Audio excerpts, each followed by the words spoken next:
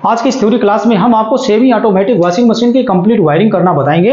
और वायरिंग की शुरुआत करने से पहले हम आपको यह बताना चाहते हैं कि वॉशिंग मशीन दो प्रकार का होता है, एक सेमी ऑटोमेटिक होता है और दूसरा फुल्ली ऑटोमेटिक होता है। और आज की इस वीडियो में हम आपको सेमी ऑटोमेटिक वॉशिंग मशीन की कंप्लीट वायरिंग करना बताएंगे। वायरिंग आपको समझाने के लिए हमने एक डायग्राम बनाया है और इस डायग्राम के माध्यम से हम आपको सेमी ऑटोमेटिक वॉशिंग मशीन की कंप्लीट वायरिंग करना बताएंगे। और वायरिंग के लिए जो कंपोनेंट किसी भी सेमी ऑटोमेटिक वॉशिंग मशीन के मार्ग में आता है, उन सभी कंपोनेंटों को हमने अपनी डायग्राम में बनाया है। अब यहां पर आपको कुछ भिन्नता भी मिल जाती है और वो भिन्नता क्या होता है इसे आप सीख लेंगे।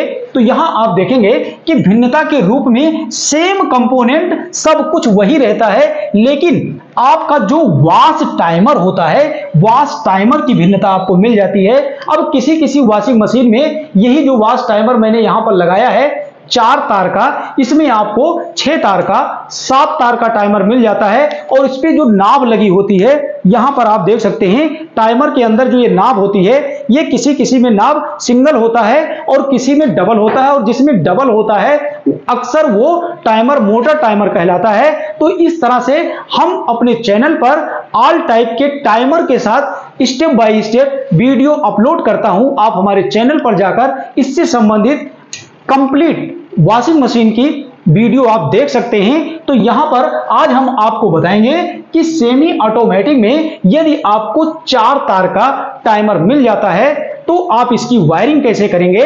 और कोई अंतर नहीं होता है किसी भी सेमी ऑटोमेटिक की आप वायरिंग करने जाते हैं। और इसके अलावा कुछ सिद्धांत होता है और मैं वो सिद्धांत आपको आज बताऊंगा कि आपको अन्य किसी सेमी ऑटोमेटिक वॉशिंग मशीन में अगर मिलता भी है तो आप उस मशीन की भी वायरिंग कर सकते हैं। तो चलिए जान लेते हैं कि सेमी ऑटोमेटिक वॉशिंग मशीन में कौन कौन से कंपोनेंट वायरिंग के मार्ग में आते हैं। तो आप यहां देखेंगे कि कोई भी सेमी ऑटोमेटिक वॉशिंग मशीन आपको मिलता है तो उसमें दो भाग होता है।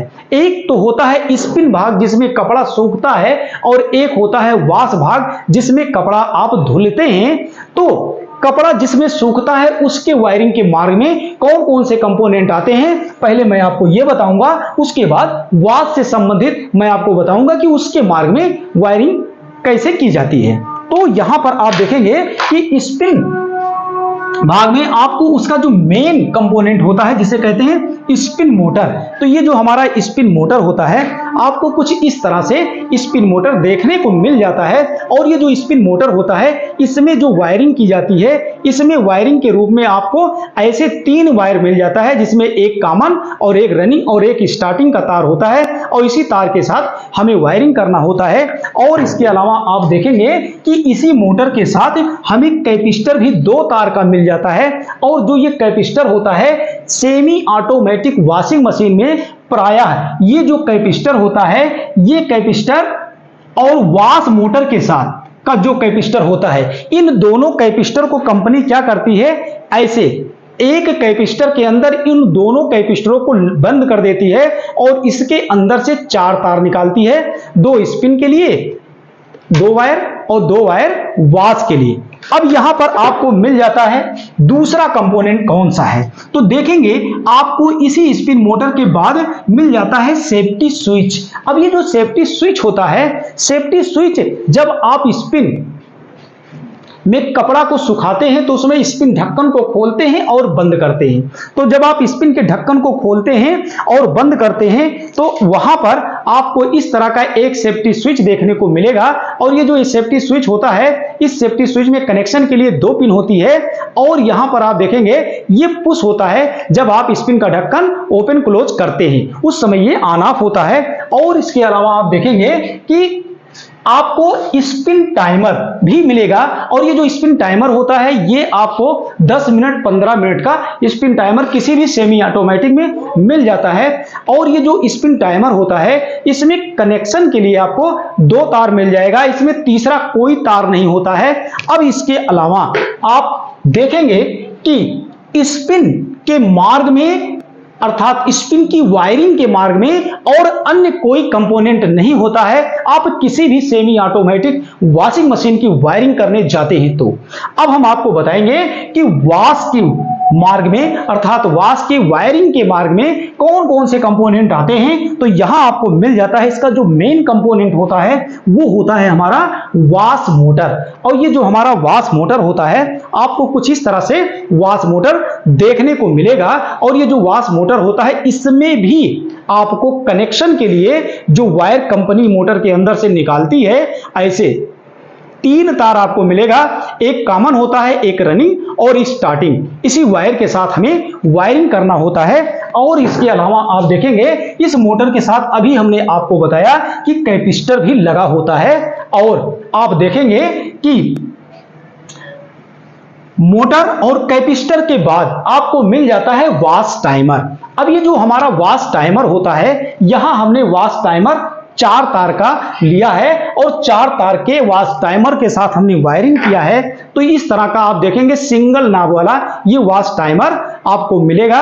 और इसकी वायरिंग कैसे करना है, इसमें आप देखेंगे 4 तार है और इसी 4 तार के साथ हमें वायरिंग कंप्लीट करना है। और इसके साथ आप देखेंगे कि वाश टाइमर के बाद एक और कंपोनेंट लगा होता है कि जब आप वाश टाइमर को घुमाते हैं तो वाश टाइमर 15 मिनट का है, 25 मिनट का है, 35 मिनट का है। उसके बाद वाश टाइमर को जैसे आपने 10 मिनट के लिए घुमा दिया तो 10 मिनट हमारा वाश टाइमर चलेगा। लेकिन वाश टाइमर जब 9 मिनट चल जाता है, 1 मिनट बंद होने में बचा रहता है, तो उस समय क्या होता है, यहां आप देखेंगे कि ये जो वाश टाइमर होता है इसको बंद होने में जब 1 मिनट बचा रहता है तो उस समय यही वाश टाइमर बर्जर को सप्लाई भेजता है और बर्जर से आवाज आती है। तो यहां आप देखेंगे ये बर्जर है और इस बर्जर से जो है कनेक्शन के लिए आपको 2 पिन का कनेक्शन करना होता है। तो इतने ही कंपोनेंटों के साथ हमें सेमी ऑटोमेटिक वॉशिंग मशीन की वायरिंग करना है। तो चलिए अब हम आपको इसकी वायरिंग करना बताते हैं। तो यहां पर आप देखेंगे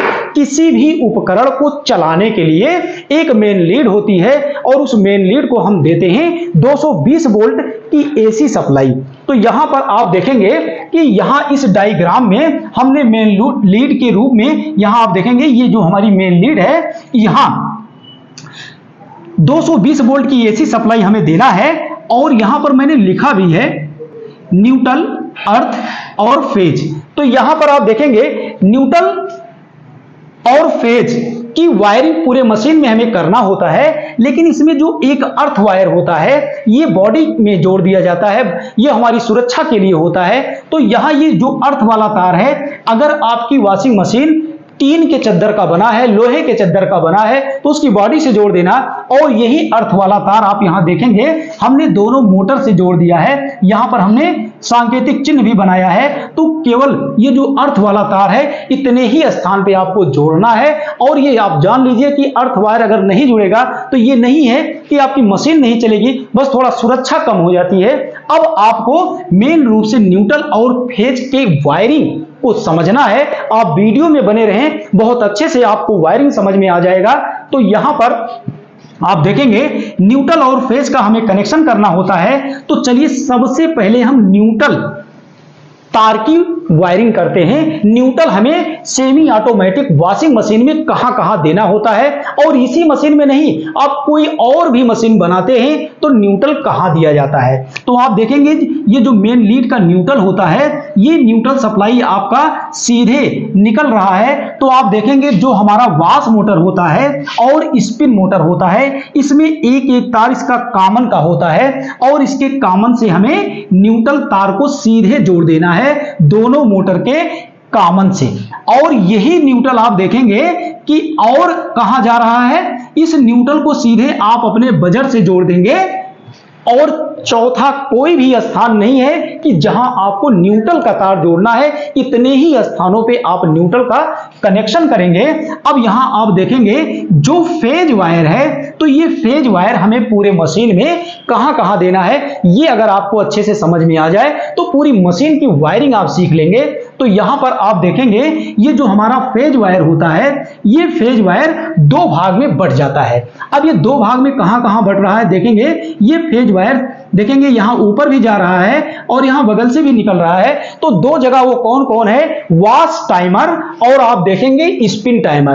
तो ये जो हमारा फेज सप्लाई है, हम सबसे पहले स्पिन टाइमर को देंगे, अर्थात कपड़ा सुखाने वाले मोटर को चलाएंगे, उसके बाद हम वॉश मोटर को चलाएंगे। इस तरह से पारी पारी से हम दोनों की वायरिंग कंप्लीट करेंगे। तो यहां आप देखेंगे मेन लीड से, जहां से मैंने 220 वोल्ट एसी लिया है, उसका जो फेज सप्लाई मैंने माना है, इस फेज सप्लाई को हम सीधे कहां जोड़ देंगे, आप देख रहे होंगे कि स्पिन टाइमर के एक तार से आपको इसको जोड़ देना है। तो जब आप इस वायर को स्पिन टाइमर के एक तार से जोड़ देते हैं, तो स्पिन टाइमर का जो दूसरा तार होता है, इसके दूसरे तार से ये जो फेज स्पिन टाइमर में आया है, तो इसी स्पिन टाइमर के दूसरे तार से फेज सप्लाई निकलेगा और निकल करके अभी हमने आपको दिखाया था सेफ्टी स्विच, इसमें भी कनेक्शन के लिए 2 पिन आपको मिल जाती है। तो आप ये जान लीजिए कि इसमें कनेक्शन के लिए 2 पिन होती है, तो चाहे जो चाहे जिससे आप जोड़ सकते हैं। तो ये जो फेज आया है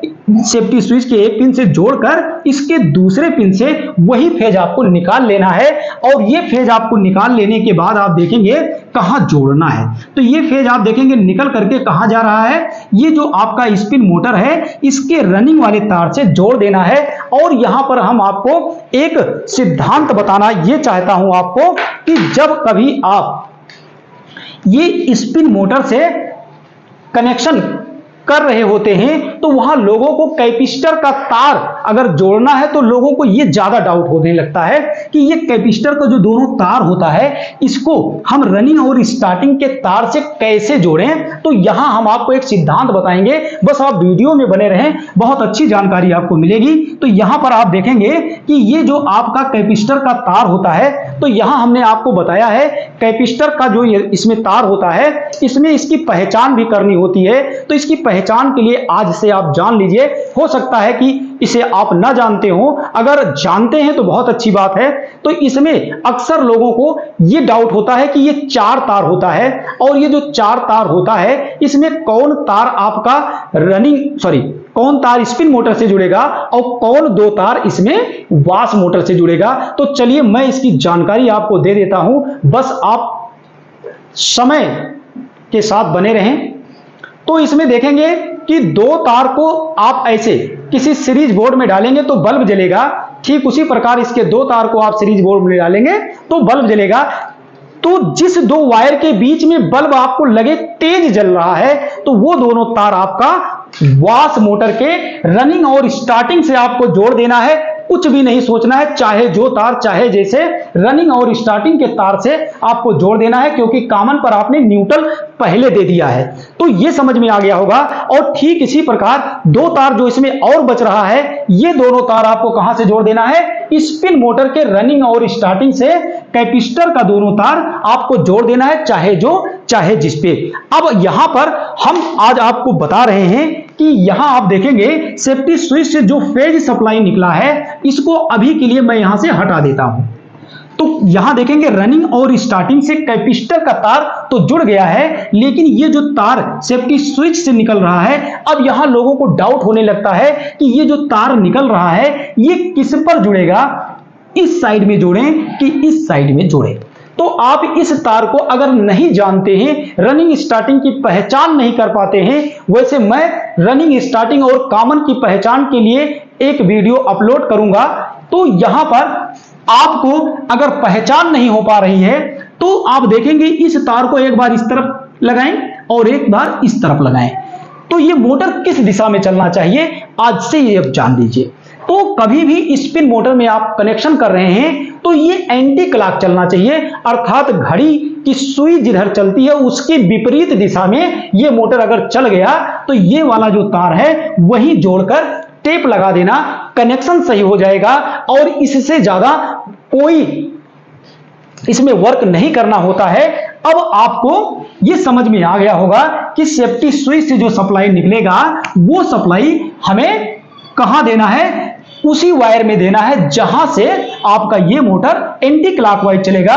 तो जब एंटी क्लॉकवाइज चल जाएगा, तो समझ लेना कि वो मोटर के अंदर का जो रनिंग वायर था, हमने उसी पे जोड़ा है, इसलिए हमने इसको पहले से ही रनिंग कॉइल, ये हमारा रनिंग कॉइल है और ये स्टार्टिंग कॉइल है, इतना ही कनेक्शन इसमें करना होता है। अब यहां आप देखेंगे कि वॉश टाइमर का हमें कनेक्शन करना है, वॉश मोटर का कनेक्शन करना है, बर्जर का कनेक्शन करना है, इसका कनेक्शन माने जो इसमें कपड़ा वॉश हो रहा है उसके मार्ग में जो कंपोनेंट लगे हैं इसकी वायरिंग हम करेंगे। तो आप यहां देखेंगे ये जो हमारा वॉश टाइमर होता है, इसी वॉश टाइमर को अगर आप समझ जाते हैं तो संसार की कोई भी सेमी ऑटोमेटिक वॉशिंग मशीन अगर आप वायरिंग के लिए गए हैं तो आपसे कभी गलत नहीं होता है। तो यहां देखेंगे ये हमारे पास जो टाइमर है, इस टाइमर से कुल मिला के 4 तार, यहां आप देखेंगे 2 और ये 4 तार निकला होता है और इसी 4 तार के साथ हमें अपनी वायरिंग को कंप्लीट करना होता है। तो यहां आप देखेंगे यहां किनारे से ये जो छोटा वाला वायर है, बाकी यहां आप देखेंगे ये सभी बड़े वायर हैं। और जब भी आप टाइमर को खरीदते हैं तो इस तरह से आपको एक बड़े वायर के साथ कंपनी आपको नया टाइमर देती है। तो इसमें आप देखेंगे ये जो छोटा वायर होता है इसमें थिम्बल भी लगा होगा, क्या पता आप देख रहे होंगे। तो ये जो थिम्बल लगा होता है यही से हम वायर की पहचान करके बाकी इसके जो 3 वायर हैं उसका कनेक्शन कर देते हैं। और मेरे वीडियो के अनुसार आप अगर समझ गए हैं, इस तरह से आप कनेक्शन को जोड़ते हैं तो मैं गारंटी लेता हूं कि कभी आपसे कनेक्शन गलत नहीं होगा। तो ये जो वायर आपका है ये आपको सीधे कहां से जोड़ देना है, आप देखेंगे यहां बजर लगा है तो ये किनारे वाला तार है, इसको बजर से जोड़ देंगे ये वाला तार। और इसी बजर के बगल देखेंगे आप तो ये एक दूसरा तार मिल जा रहा है, ये ब्लैक वायर इसमें कंपनी ने दिया है। तो ये ब्लैक वायर जो होता है, ये ब्लैक वायर आपको कहां जोड़ना है, ये वाला वायर। तो ये टाइमर के अंदर का फेज वायर होता है। तो यहां आप देखेंगे कि किसी भी उपकरण को चलाने के लिए मेन लीड की जरूरत होती है, उसमें न्यूट्रल फेज होता है, ये मैं आपको इसी वीडियो में पहले भी बताया हूं। तो ये फेज सप्लाई हमारा निकल करके 2 भाग में बटा, तो एक तो सीधे चला गया था स्पिन टाइमर में, तो इसकी वायरिंग तो मैंने कर लिया है। अब यही फेज हमारा सीधे निकल करके आप देखेंगे तो इसमें कहां जा रहा है, ये सीधे चला जा रहा है वॉश टाइमर के दूसरे वाले नंबर पे, जहां पर आपने ये जो तार जोड़ा था बजर से किनारे वाला उसके बगल, अर्थात आप यहां देखेंगे ये जो टाइमर मैंने अभी आपको दिखाया था ये ब्लैक वायर, ये बजर का तार हो गया और इसी के बगल आप ये देखेंगे ब्लैक वायर, ये फेज वायर है। अब इस जो फेज वायर है, इस फेज वायर को आप समझ गए होंगे कि हमें मेन लीड से ही जोड़ना है। तो इसके बाद अब इसमें जो भी वायर बच रहा है तो देखेंगे इसके 2 वायर के बीच में जंपर भी लगा होता है। तो यहां जो जंपर लगा होता है ये आपको लगाना नहीं है, ये कंपनी जंपर लगा कर देती है। तो यहां आप देखेंगे इस तरह से एक जंपर लगा होता है, तो इसमें कुछ भी आपको नहीं करना, ये तो कंपनी मेड काम है, कंपनी इसको लगा कर देती है। और यहां आप देखेंगे अब जंपर जो वायर लगा है, तो ये जो जंपर लगा होता है इसी के ऊपर 2 वायर आपको मिल जाता है। लेकिन यहां पर एक सिद्धांत मैं आपको बताना चाहता हूं कि ये जो जंपर लगा होता है कभी कभी ये बगल बगल ही जंपर लगा होता है, और कभी कभी ये होता है कि यही जंपर अल्टर लगा होता है कि ये जंपर कंपनी यहां से निकालती है इसके ऊपर वाले से लगा देती है। तो भी आपको ऐसे 2 तार मिल जाता है कनेक्शन के लिए। जैसे 4 तार का ही कनेक्शन करना है तो एक तो आपने बर्जर से जोड़ दिया, दूसरे पर आपने फेज दे दिया, और यहां 2 वायर आप देख रहे हैं जिसके बीच में जंपर लगा है, तो 2 ही तार आपको मिलेगा। और जो ये दोनों तार मिल रहा है इसी दोनों तार को सीधे ला करके आपने इसके पहले जो कैपेसिटर का दोनों तार रनिंग स्टार्टिंग से जोड़े थे उसी दोनों तार से ये जो टाइमर से वायर निकल रहा है, यहां पे आप देखेंगे कि यहां ये तो जंपर लग गया, यहां देखेंगे जंपर थोड़ा सा अल्टर लगा है, बगल बगल नहीं लगा है, कंपनी ने इसको ऊपर दे दिया है जंपर। और यहां पे आप देखेंगे ये जो जंपर है किनारे ऐसे किनारे में चला जा रहा है, इसके बीच से 2 वायर है। तो कभी कभी ये जो जंपर होता है ये कंपनी इसी बगल में यहां जोड़ देती है, यहां ऐसे जोड़ देती है, लेकिन इससे कोई फर्क नहीं पड़ता। अगर कंपनी ने इसको यहां किनारे से जोड़ दिया है तो हमें 2 ही वायर मिल रहा है। तो ये जो दोनों वायर मिल रहा है ये वॉश मोटर के रनिंग और स्टार्टिंग से ही आपको जोड़ना है। जैसे आप यहां देखेंगे 2 वायर यहां से निकला और ये निकल करके सीधे कहां जोड़ देना है, वॉश मोटर के रनिंग और स्टार्टिंग तार से जोड़ देना है और वहीं से आप कैपेसिटर का भी दोनों तार जोड़ चुके हैं। तो इस तरह से टाइमर से जो वायर बन रहा है, उस टाइमर का जो वायर होता है उसमें आपको बर्जर का तार कैसे जोड़ना है, फेज किस पे देना है और इसके रनिंग और स्टार्टिंग का जब तार आप वॉश मोटर से जोड़ देते हैं और टाइमर को घुमाते हैं, तो जब आप टाइमर को घुमा देते हैं तो उस समय टाइमर जब ऑन होता है तो ये जो फेज सप्लाई होती है, ये फेज सप्लाई टाइमर में जाता है और यही फेज सप्लाई आप यहां देखेंगे टाइमर में जब चला आता है तो यहां जो दो वायर आपको मिल रहा है, ये फेज सप्लाई यहां से आउट होता है और यहीं से आउट होकर फिर इसके अंदर में चला जाता है, अंदर में जाता है तो इसी दोनों वायर से सप्लाई आउट होता है। तो ये आप जान लीजिए दोनों तार से एक साथ सप्लाई नहीं आउट होती है, इसमें पारी पारी से सप्लाई आउट होता है। जैसे एक बार इस तार में सप्लाई आएगा तो इसमें सप्लाई नहीं आएगा और जब इस तार में सप्लाई आएगा तो ये सीधे सप्लाई आप देखेंगे जो हमारा वॉश मोटर होता है, इसके रनिंग कॉइल पर सप्लाई सीधे आ जाती है और इसकी स्टार्टिंग कॉइल पर सप्लाई कहां से आया, आप देखेंगे जब रनिंग पर सप्लाई सीधे आया तो वहीं से ये सप्लाई सीधे कैपेसिटर में चला जाता है और जब कैपेसिटर में जाता है तो कैपेसिटर से सप्लाई निकलकर इसके स्टार्टिंग कॉइल पर आता है तो मोटर हमारा एक दिशा में चलता है। लेकिन जब ये सप्लाई चेंज होता है टाइमर से तो यहां सप्लाई ना आकर के इस वायर में सप्लाई डायरेक्ट आ जाती है और यहां की सप्लाई कट जाती है। तो जब इस वायर में सप्लाई डायरेक्ट आया तो यहां देखेंगे स्टार्टिंग कॉइल को डायरेक्ट सप्लाई मिल गया और रनिंग कॉइल को सप्लाई अब की बार इधर से कैपेसिटर के द्वारा रनिंग कॉइल को सप्लाई मिला तो यहां मोटर की जो चाल होती है वो चेंज हो जाता है। और इस बात का ध्यान रहे कि जब ये टाइमर हमारा चल रहा होता है उस समय इसके एक ही तार में सप्लाई भेजता है तो दूसरे तार में सप्लाई नहीं आती है। तो ये पारी पारी से जब सप्लाई यहां चेंज होता है तो यही कारण होता है कि ये जो हमारा मोटर होता है एक बार क्लॉकवाइज चलता है और एक बार एंटी क्लॉकवाइज चलता है।